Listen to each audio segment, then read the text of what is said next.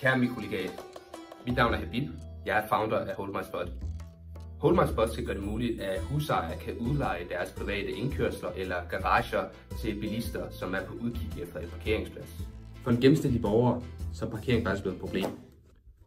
Så stort et problem, at det er en af de mest omdiskuterede emner her til kommunalvalget, især i hovedstaden København. Hvert år så nedlægger København Kommune faktisk flere og flere offentlige parkeringspladser. Generelt i store byer rundt omkring i landet, så er det utroligt svært at finde parkeringspladser. Det er tidskrævende, frustrerende, og selv når du finder områderne, så er de ofte fuldt optaget. Mange bilister bliver selvfølgelig desperate. De tager ud og holder steder, som egentlig er ulovligt, og i værste fald så bliver de opdaget, og det resulterer i store afgifter. Alt det her snak med parkeringsproblemer virker jo så mørkt. Men lad os prøve at se på det lyse side. For at bekræfte, at jeg ikke var den eneste, som så det her problem, altså det hele foregik ikke op i mit eget hoved, så er jeg nødt til at validere behovet. Jeg gik faktisk ind på samtlige Facebook-grupper og gav dem et spørgeskema, hvor det var folk kunne dele deres oplevelser med det her parkeringsproblem.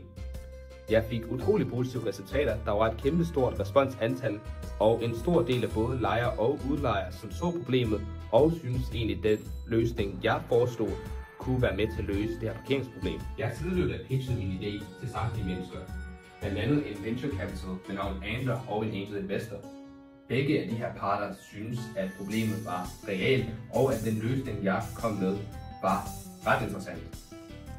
Angler var så positive, at de anbefalede, at jeg skulle join deres accelerator-program med den her idé, og angel investoren sagde, at min løsning var løvens hule materiale. Når man ser på Hold My Spot som et produkt, så kan man bedst sammenligne det gennem en customer journey. Man ser det tit med mange af de andre peer-to-peer marketplace apps, som har opnået utrolig stor succes. For eksempel Uber, Airbnb osv. Og den måde Hold My Spot kommer til at generere omsætning er via en transaction fee. Altså at man tager en procentdel af den pris, en lejer betaler en udlejer, når det er, at de vil leje en parkeringsplads. Jeg begyndte med at udvikle appen for snart 2 måneder siden, og jeg er næsten klar til at lancere en demo-version for en gruppe testpersoner. I forhold til testpersoner, så lancerede jeg en landing page for ikke så lang tid siden, og jeg har allerede 30 sign-ups, og jeg regner med mange flere. Udover selve appen, så har jeg også eksperimenteret lidt. Jeg har brugt AI-værktøjet Sora 2, hvor jeg formåede at generere en reklamevideo, som jeg egentlig bruger til at teste ads på Facebook.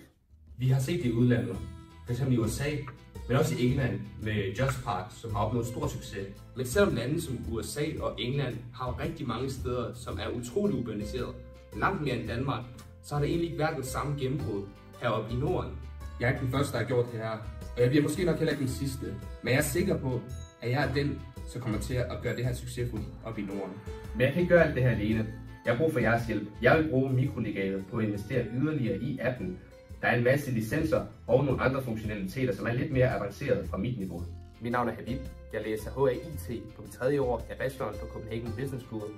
Udover studiet, så er jeg en aktiv medlem af CBS International Case Teams, hvor det er, at jeg deltager i internationale case competitions og har formået at hive en trofæer med hjem. Derudover så er jeg også elite kickboxer, og hvis man spoler nogle år tilbage, så har jeg også drevet en YouTube-kanal, hvor det er, jeg lavet video-essays af filmkarakterer og har opnået flere millioner views. Tusind tak for jeres tid.